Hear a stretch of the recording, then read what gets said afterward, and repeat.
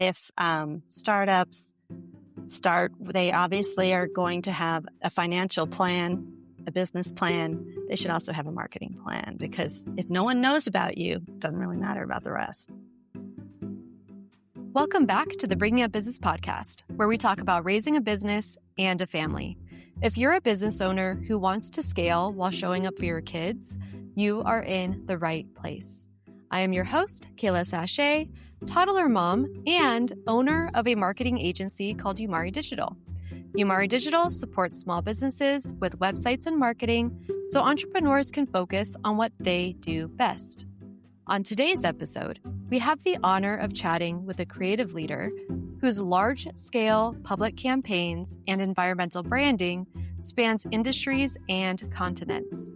Her work begins with the question, what if we, and follows a conscious path through strategy, roadblocks, and meaningful outcomes.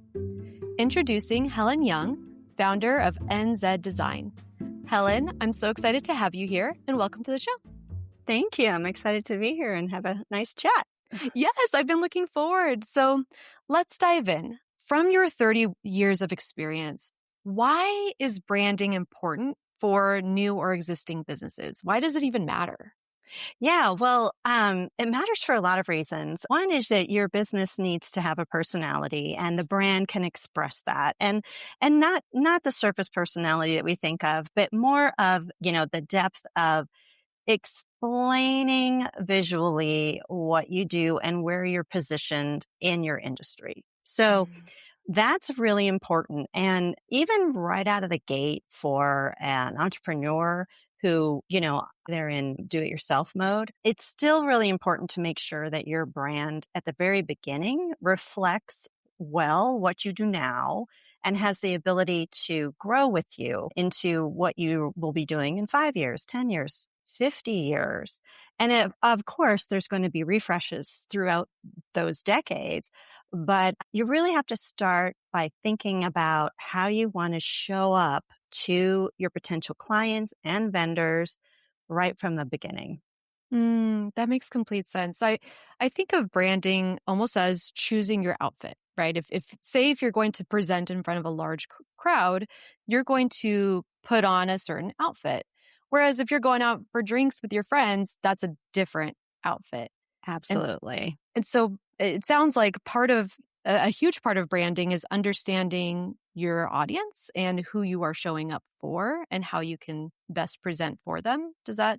Yeah, for sure. And I think it's also understanding your business. And I know that sounds kind of weird because it's your business, but what happens I've seen through with the branding process when the client is really involved is that we do, as part of discovery, for me to understand the client's business, we do a deep dive into what exactly they do, how it's organized, and then that helps the client see through an outsider's eyes what might be considered like the most important thing, whereas they might have presented it with a different emphasis.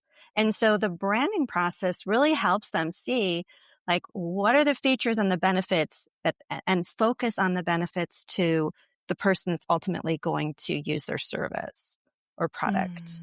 That makes sense. That reminds me of something I heard this morning. It was Guy Kawasaki on the marketing team of One podcast.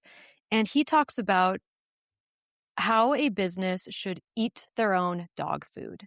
So right. It sounds Yes. kind of silly, but Yes. it's so true. So there was a company who was selling to people with asthma. And what they ended up doing was they instructed the team to breathe through straws.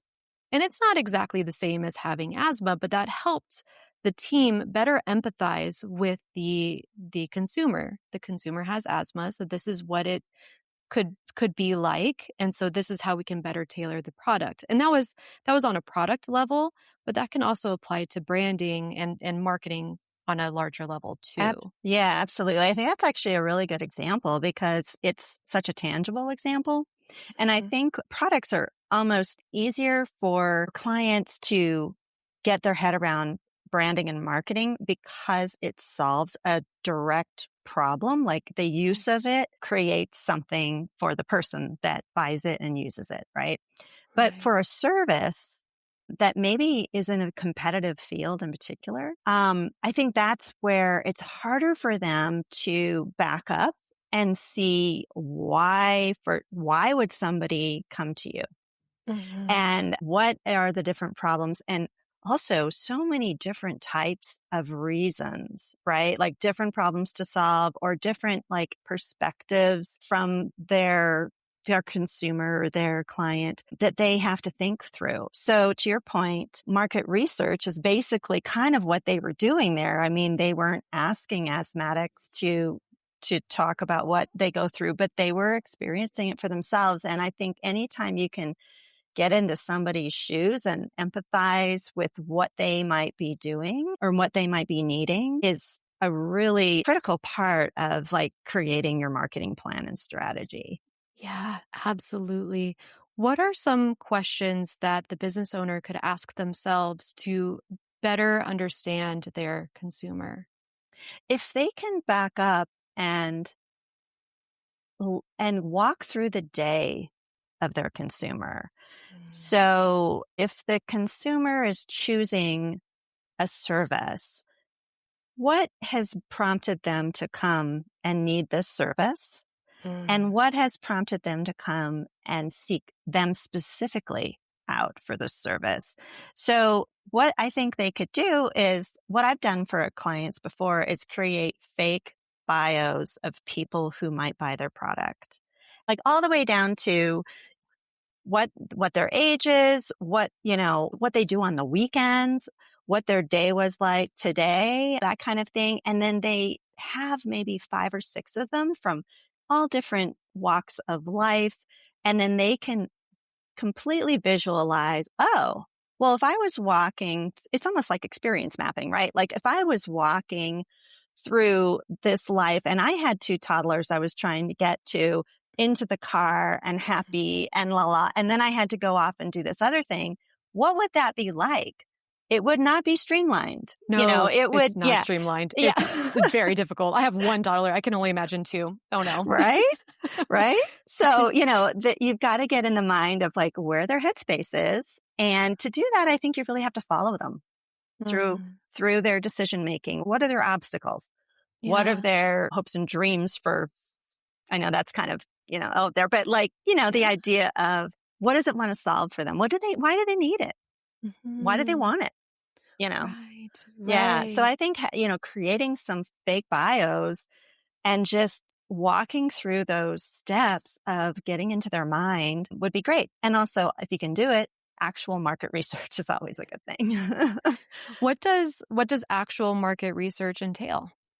There's a wide range, but it can be from getting your end user to give you feedback on how they like the product if they're already a customer, or it could be industry based questions that ask them how they use something or how they think about something. I haven't done a ton of market research for my clients, but I've done some. And I've also done a lot of taken surveys because I like to see how they're asking things Ah. so that anything I experience myself, I could maybe bring to a client. And so I do that with like my university has one that I'm constantly, they want me to follow up and follow up. They're asking about graduates and from the art program there and how they're doing and how they're seeing AI and all the things. But anyway, so I take those because it helps me understand how other people do the market research so that I can help my clients guide them a little bit. But it can also be something pretty simple, like you maybe reach out to if you're a smaller company, you don't have like vast amounts of clients, you could reach out to them and ask them to tell you what's going on and what they need and check in with them. And they're usually very willing because it's going to benefit them in the end to Mm, share what they want. Because if you mm. implement it and they love working with you, then they will be better off for giving you their opinion. So Such a good piece of advice. Reach out to the the people who are directly your customer, directly your consumer first, because you already have that rapport. And then if you need to expand out to the GP, the general public, for their input and Yeah. And I would yeah. definitely incentivize it, you know, Oh, what kind of feel incentives? if it's your client and you're close, you work together a lot. So just a lunch or whatever, right? Something a little more informal. Or if it's a wider spread one, a little gift card, even if it's $5 or even, something just really simple that I think is a really nice thank you for their time. Showing your customer or your client or your colleague that you appreciate them. Yeah, especially a customer. And I think ones that maybe are more broad, maybe they're entered into, a drawing for something bigger. So it's not quite the big expense of having $5 gift cards go out to, 100,000 people. But you also have to keep in mind, like surveys are going to have a low percentage of, like direct mail, if it's not really tailored to your audience, it's more of a broad reach. It's going to have like a 2% or 3% return direct mail. And I'm sure surveys are the same, although we could look that stat up. Yeah, But yeah. That's a really important point. We don't want to just ask everybody and anybody for their input. We really want to dial in on a specific demographic, age range, geolocation, et cetera, to get a more refined response. yeah, one that's more valuable, right? Uh-huh. Uh-huh. It's like that old saying in marketing, if your audience is everyone, your audience is no one. Ooh, yeah. Say that again, sister. That's so real. And you get that a lot, even with really experienced marketers, where they do say it's everyone, and like I don't really think it is. Mhm. But yeah, and that's how you dig deeper and find out who it really is. Yeah, Mhm. and it can be a broad spectrum, but it doesn't. That still is not everyone.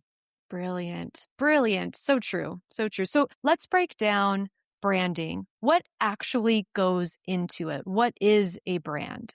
Yeah. So a brand is the name of a company. Mhm. So there's naming involved. And that is actually kind of a critical part because you're going to live with that as long as you possibly can. You Yeah. really don't want to change your name unless there's, some very specific circumstance. Then it is a logo or a mark. And Mhm. that can be in the form of a visual, a typography treatment, and then there's a tagline, and that would be your really basic level positioning line that tells people exactly what you do if your name doesn't. Or if your name is really obvious, like Mile High Tree Cutting Service, then it tells them why you're better. So that's the Mhm. basic things: a name, a logo, a tagline, very much the first part of your brand, but that's not all. Oh. Um, so just like Ginsu knives, there's more. Yeah, no, but then there's, also your colors, which I think most people are really familiar with, the signature Mhm. color. And there can be a signature color, but there can also be a signature palette, right? So that you have a lot of options for keeping your brand alive across multiple media. And then there's also tone, like how do you show up? Who are you? That's Mm. your personality in a way. And so are you, Casper the Friendly Ghost? Are you, are you all business and very like top, bleeding edge technology? There's a lot of nuance in your tone. There's a lot of brands that use humor. And so Mm. they're like Geico, for example, that they're constantly changing their little mascotty guy. It was caveman, it's the gecko, la la la. But they have a thread going through that it's always some sort of humor that's entertaining. It's not painful to watch, that kind of thing. So, but even small brands can have a tone, right? And have like something consistent that shows up, whether it's caring or, funny or serious. That is, a big part of what your brand is. And then Mm. beyond that, there are your brand assets that you put into your brand guidelines. And that basically makes sure that anybody who helps you represent your brand in any capacity has an understanding of what you're trying to achieve. So there's nothing ever off message, off visually. Like if you use orange and black and suddenly there's purple somewhere, that's weird, right? Like that's Mhm. not you anymore. And it creates confusion. It's not to say that you can't incorporate that and, selectively into your palette, um, but even like down to your photography or illustration or other imagery that you use to promote your brand through advertising or other means, that needs to be also thought through and really aligned with what your logo looks like, what your colors look like. I've commissioned custom illustrations for like annual reports or things like that for nonprofits. And we always tell the illustrator, here's our colors. And if, please incorporate some of them. I mean, obviously we want them to do their thing and because we hired them for their talent, but they are quite happy to do that. And then when you're choosing photography, even if you're choosing stock photography, find the colors in the clothing or the backgrounds that are part of your brand. And that can really make the whole thing feel cohesive. That makes complete sense. So we have our name of the company. We have our logo, which is our main visual that shows up everywhere, hopefully. Right? We have our tagline. We have our colors. We have our typography, which is another fun way to say like font, the font that we Yes. use. What else? We have our tone. You mentioned tone. Yeah, you might also have positioning like an elevator pitch. We often Oh. have those in our brand guidelines, and that helps people keep the same descriptor wherever they are, live in the company, whether they're the top of the CEO or, the janitor or whatever, they say the same thing, basically. Mm.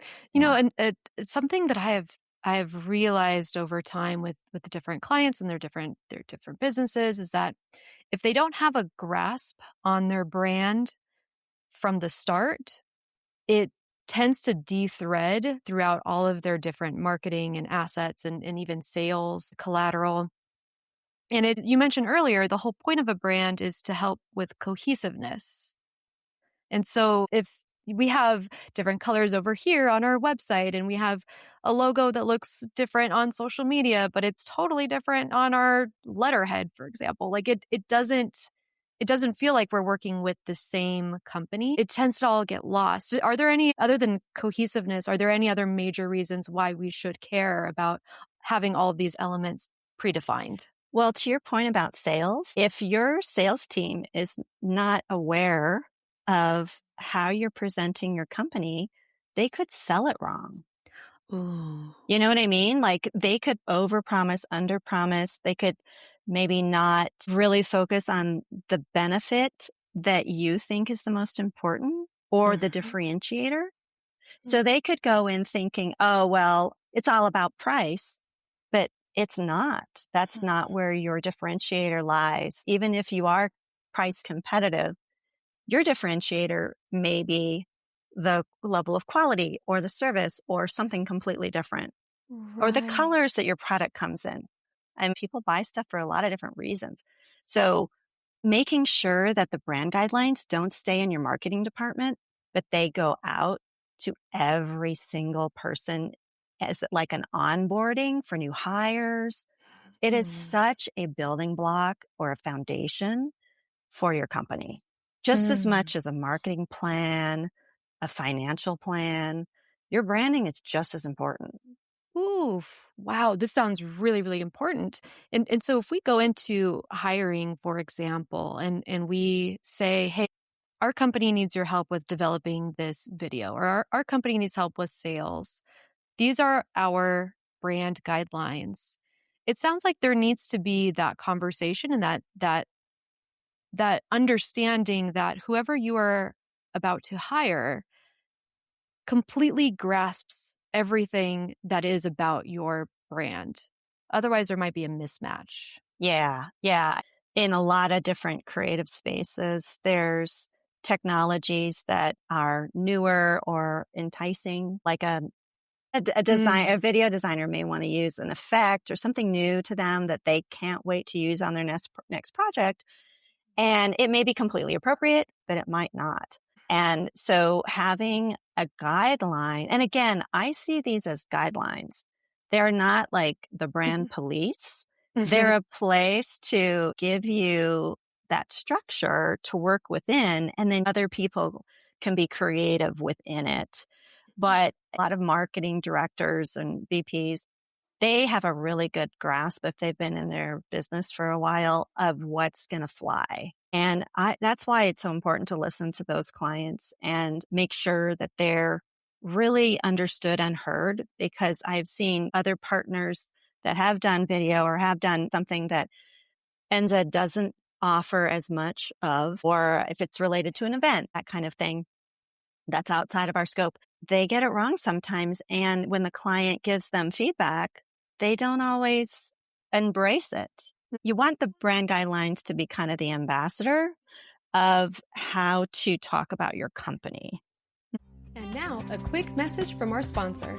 Looking to take your brand, team, or event to the next level with custom gear that stands out? Virtue Screen Printing is your go-to one-stop shop for high-quality custom apparel and accessories. Whether you're launching a clothing line, gearing up your staff, or repping your squad, Virtue brings your vision to life with custom hats, shirts, hoodies, socks, beanies, and more. We're not talking cookie cutter merch. This is premium, fully customizable gear made with care and attention to detail. What makes Virtue different? It's simple. Low minimums, fast turnaround, hands-on customer service, and a passion for helping brands look good. From bold designs to subtle branding, they do it all, and they do it right. Visit virtuemfg.com to get started, or hit them up directly for a custom quote. That's virtuemfg.com, where vision meets craftsmanship. virtuemfg.com. Thank you for staying with us, and back to the show. You brought up how there are so many different tools that a business owner can work with, which on one hand is fantastic, right? We have so many options for how to achieve a goal as a business. However, it is really important to consider our brand guidelines as we move into using these different tools. I have a client who is paying for a platform that is using AI to generate social content. And it can spit out 2 posts every single day and syndicate those posts onto Instagram, Facebook, Google My Business. Like it's pumping out all of this content. And it seemed like a cool idea, a helpful idea. When we drilled down into what that content actually is, oh my gosh, Helen, it's heartbreaking. It's just, we have to weed out so much of it. Only 30% of it survives. And out of that 30%, we still have to redo the graphics and rewrite the captions because they just aren't on brand. Yeah. And I think that's something that, comes from experience, right? Like I've used other people's brand books millions of times because that's what we do as designers. And I've created brand books. And so being on both sides of that, to expect AI to have that kind of intimacy, I guess, with it's that kind of knowledge beyond just what's on the page, which is how AI works, right? It's just data in and data out, is a high mark for AI to hit, right? It's probably, like you said, going to hit 30% of the time or something, and then what do? You have to go in and edit it. Mm-hmm. So did that really save time? Did that really create efficiency? I mean, I think AI is powerful and it's in everything we do now in some manner other than paintbrush to paper, but maybe it was used to mix pigments in the factory. You know what I mean? Mm-hmm. So anyway, I think that what I like to use it for is, organization, almost like a virtual assistant, where it helps you structure things that would take you a long amount of time to do if you did it manually yourself. And it may not be exactly perfectly how you want it, but at least you've got a starting point and it's not creating copyrightable material. And I think that's where, you really can't copyright AI. No one owns it. It may be stealing from people who own copyrights if it's not well educated, so to speak. And so, you have to be respectful of, I think, what its limitations are and what its really forte is in helping you in your tasks in your career. So Mhm. as graphic designers and marketers, we have to create original content. And Mhm. that's really what differentiates us as brands, as communicators, as creatives.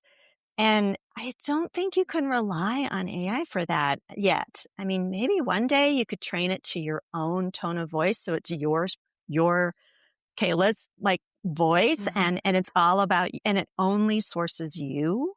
So that Mm. I could see in the future being a great thing because, Mhm. like in some of them, like Canva and places like that, you can import all your branding colors and fonts and logos and everything so that it's using your stuff that you created, but it's Mhm. helping you do it quickly. And that's where I think it needs to be and will be at some point.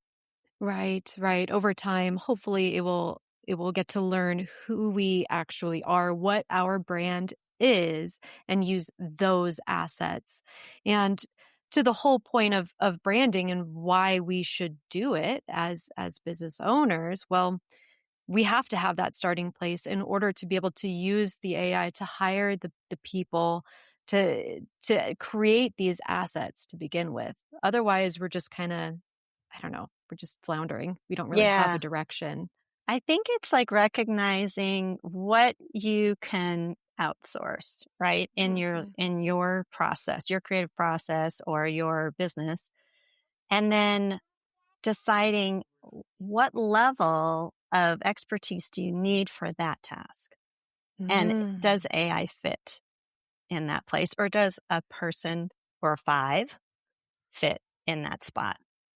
Right, right. That's so interesting because we think about the future of AI and how it is learning to do our jobs. It's kind of scary. It's like our jobs are being replaced, quote unquote, by AI, but are they really being Yeah. replaced? Well, I don't know if you ever saw, it was Hidden Figures, I think. And the ladies that were in that movie, it was at NASA. They were called computers. Right, right. Yeah. And I mean, calculators came in and made it easier to do sums and multiplications and things. And that wasn't, I mean, I guess it was taking people's jobs potentially, but it was more of a tool, right? Mhm. Computers came along and AI does all the crunching of the data, right? And so people were used to be called computers.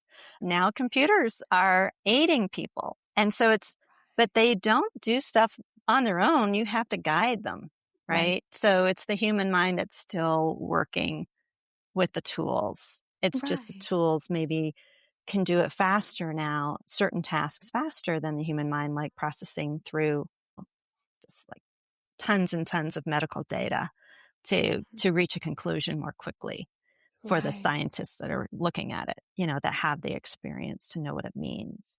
right, So, yeah. right. So I think, sure, there's going to be some jobs that are taken over by processes that are faster than humans are, but they do need somebody to guide the process. And so that person is going to keep their job. Yeah. When it applies to branding and design, yeah, you can go and have one of the AIs that creates imagery, create your logo, but it's pulling from everybody else's. So what is that really giving you?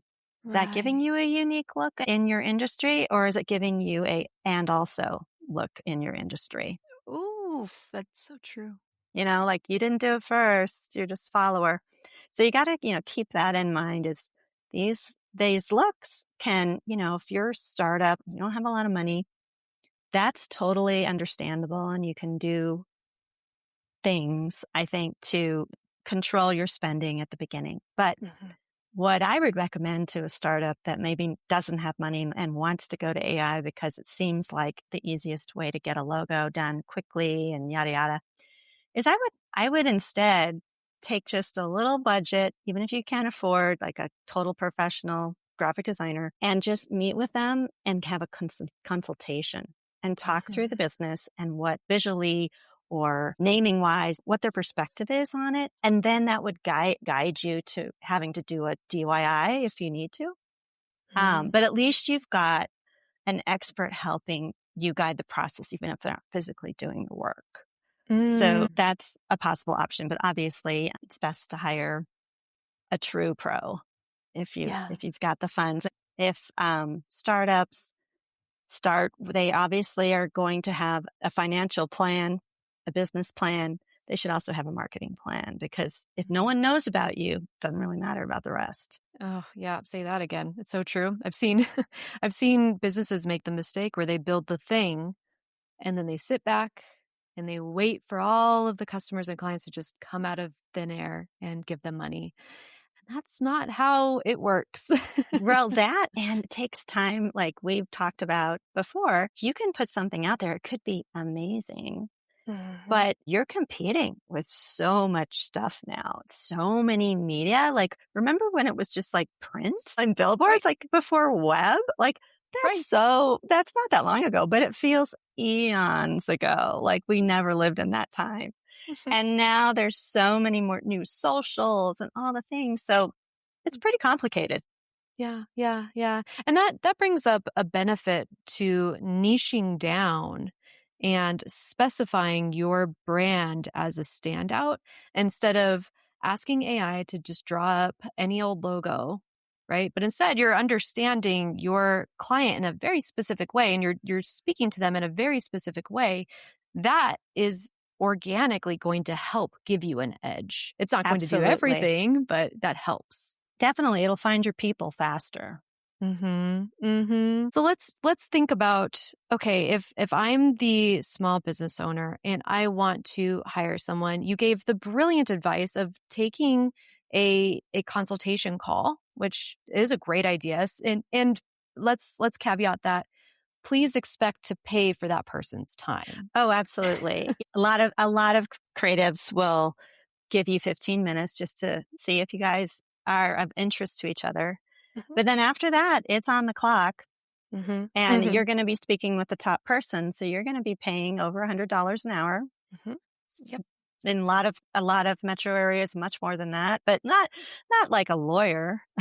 Right. This isn't going to be $900 an hour. Right. And it'll be so priceless to helping you decide which route, where you want to go next. And even if it's just a couple of hours, like, $500 investment or something like that would be totally, totally worthwhile to make sure that you're starting out on the right foot from the very beginning. Right. Absolutely. And one thing that you can learn from a designer is the proper design vocabulary so that you can better go into the DIY process and have a better shot Yeah, for at sure. getting to where you want to go. Kind of tips and tricks too. Like, one of my tiny tips that I give people that need to do like a brochure themselves or whatever, like, especially a lot of my nonprofits, they have a lot of need for things that they don't have the budget for everybody to work on. So they do it themselves. And I say, if you're looking for a stock photo, try to find the colors that support your brand, but also go past page 3 in the search. Yes, please. Oh my gosh. Because I have seen so many times, you've seen that stock image that you've seen in 5 different industries, or the exact same industry that as your client who have used it maybe on their website. Like my even on the twitching. homepage, like, and and it's just, you got you have to make sure you are unique. And if you're using the same stock photo that was free on Unsplash that everybody else has used for 5 years, that's not going to differentiate you and make you stand out. So, oh gosh, yeah. My eye twitches just thinking about how stock photos can be so redundant. At least, right? If you are going to use page 1 and do it quick and dirty, hire somebody to edit it. so that it no longer looks like that Change the original stock background photo. color. Yeah, Do exactly. something, please. Right. And now Photoshop has a lot of AI in it. It's really easy to do that. Anyway, yeah. Yeah. Yeah, we have options. Okay. Yeah. Yeah. Oh my gosh, Helen. This has been so much fun. Let's go ahead and dive into our lightning round. So, Okay. what has been your or your client's biggest business win?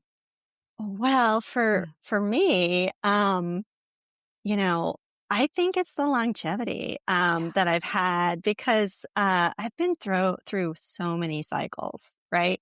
2008 was like ridiculously bad for marketing and everybody, but I came through, through that, kept going. I went through a divorce at the same time, and it was like, Oof. yeah, it was a cyclone of ick. But I think that the adaptability is key for any Mhm. small business. Being able to be flexible, not being rigid about where you are now being the place that you end up, and also not panicking, when things aren't going quite how you wanted them to, or there's a big dip in the economy. It's kind of like the stock market. It dips and it goes up, and it dips and it goes up. And that's hard. I'm not saying that's easy, but having a good group of people around you that you turn to, understanding clients you've created relationships with over a long period of time. So when things don't go perfectly, there's forgiveness easily, and same on the other direction. So it just that I think that longevity through this. I mean, when, I started, we were on pace up boards and had to learn a lot over the course of my career. And you just have to adapt and keep going. And yeah, I think that would be my biggest win, is still being here and still being relevant.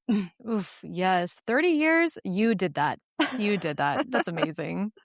And let's dive into your biggest business mistake and how you were able to overcome it.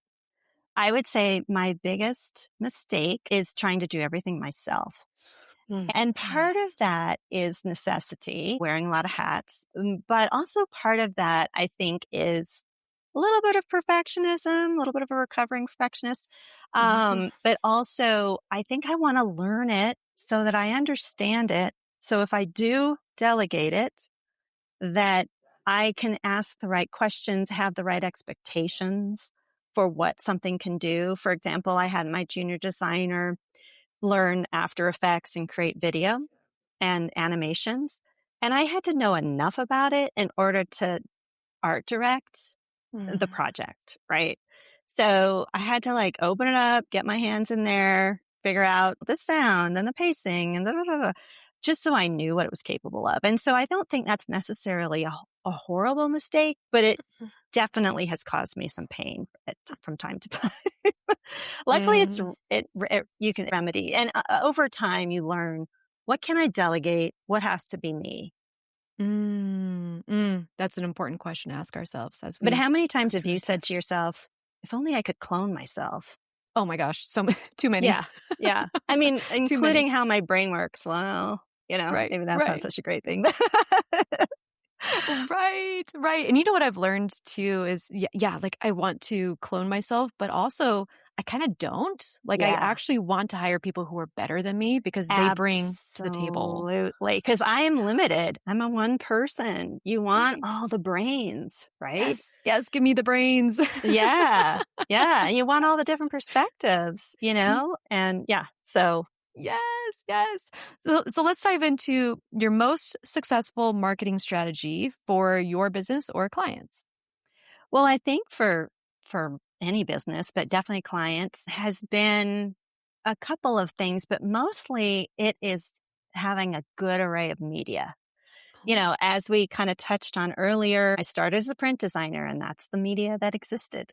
Now there's so much media. And so picking and choosing the right ones that reach the client's audience, but also is comfortable for the client to execute. Like if they have an in-house Mhm. team, I think that's critical. And I think a lot of companies make a mistake of maybe investing too much in one type of channel, like Maybe it's all social media because that's the thing they've been told that is the big thing. Well, maybe it's not for them, for their particular type of product or service. And so a lot of people shy away from print because it's expensive and permanent, right? It's not web where you can go and fix a typo, but it's gotten less expensive and less permanent with digital printing. But I think that combining print and that tactile element of print, especially at events. Like I do a lot of event design work for one of my clients, and they have in-person events. And so there's always a notebook or a folder or both for them to use because not everybody always wants to look at the app or they need to, there's just so many different levels of technology comfort still. Yeah. Although most people are pretty savvy with it that are in business, but there's always the Gen Z or the whatever that's coming up behind you that grew up with something, but they didn't grow up with paper, so they now are turning to paper. They love journaling, so you've got to meet people where they are. In order to do that, you have to really work your media. So it has to be very diverse. Ooh, excellent, excellent. And what is a marketing strategy that has flopped, that just did not work? Too many metaphors. I have the same client I just mentioned. She is wonderful to work with because she really appreciates all the work that we do in our mindsets with me and my writer. But she's also very practical about what is going to fly with her audience. And she will tell us straight up if this is going to be a flop. Like if a certain metaphor is not going, it's going to just go over the head of the audience because they just don't think like we do, or it's just not like something that resonates with them. So I think that the flops have been being too creative with things like metaphors or, if we do the same projects year after year, you want to mix it up because you want the audience to see it fresh and you want to be able to bring something new. But there's a limit to that. Sometimes a mix of fresh plus tried and true is the way to go. And going a little too creative, I know that sounds a little strange, but yeah, you got to be flexible enough to listen to your client and say, I know this is not going to resonate. Let's go one notch back on that and then we'll be fine. That makes Yeah. complete sense. Yeah. When we get too artsy, I'm putting this in air quotes, or avant-garde, our audience is not there yet. They don't understand Exactly. it. And we've done something maybe 2 years ago. Well, it's just now out there. Right. And we've already been working with it for 2 years straight. So we think it's time for something fresh. It's not to the end user. They're just getting into it. So that's another thing to kind of remember is you don't have to reinvent the wheel all the time for it to be creative. It can be like a new rim, a new hubcap. Right. Just change the color of the product and it's new. Oh, I love it. I love it. And what is your advice to listeners who want to start their own business? I would say get really specific about what your competences are, what your talents are, and what you're not good at. And don't feel the need to embrace things that aren't what lights you up, right? So if you have to do certain tasks, because we do, that we aren't that skilled at, outsource them immediately. Don't try, don't fuddle, don't waste time. Your time is much more valuable in the place where you are the most talented. So for me, that was an accountant. Immediately. Same. Yeah. And like I don't touch QuickBooks. I know a lot of designers who do QuickBooks and I'm like, are you kidding me? That is so not me. But, my time is much more well spent designing and planning and client contact and, strategizing, because that's what I've learned to do over the course of my career. And also, when you first start out, you're not going to be where you want to be. It's just not reality. If you can start in a really strong place, you will grow through your career with your business. I did not do strategy well. When you start in design, it's all about the craft at first. and getting things right and getting things designed so that they will be read by the audience. Right. And then as you get through that stage where you've accomplished that and you know how to do that quickly, then you can start really focusing on the strategy behind it and how to really emphasize the features and benefits of a product and how to talk to a client about emphasizing those things. Yeah. And, and they, of course, will be a variety of experience levels as well. So you can guide each other. Mm-hmm. Oh my gosh, Helen, we're going to need a part 2 because I don't want this conversation to end. Like there's so many good gems. Thank you so much. Yeah. Where can people find you if they have any questions? I'm EnZedDesign.com, which is ENZED design.com on the web. And then, of course, I've got Instagram as EnZed Design and LinkedIn EnZed Design and also Helen Young 1. So, yeah, that's pretty much where I am. Love to hear from someone that wants to do something fun together. Yes, Yeah. Make magic. Oh, Yeah. I love it. I love it. Thank you so much, Helen, for your time, your wisdom.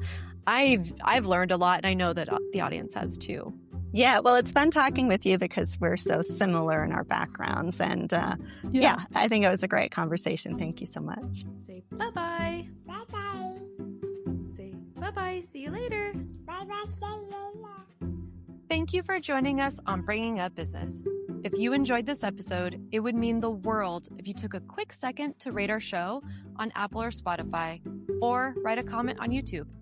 You can also share this episode with anyone who you think might gain value from this show. You can find us on Instagram at bub.podcast. That's BUB.podcast. And finally, if you have a question that you would like us to answer, please let us know at bringingupbusiness.com. We can either answer it on the show or we can respond back to you directly. Also, a quick disclaimer because our legal team asked us to. This recording is for informational purposes only and should not be considered business, financial, or legal advice. Opinions expressed are as of the date of recording and are subject to change. The views and opinions of guests on this program are not necessarily those of Umari Digital. Thank you again for listening.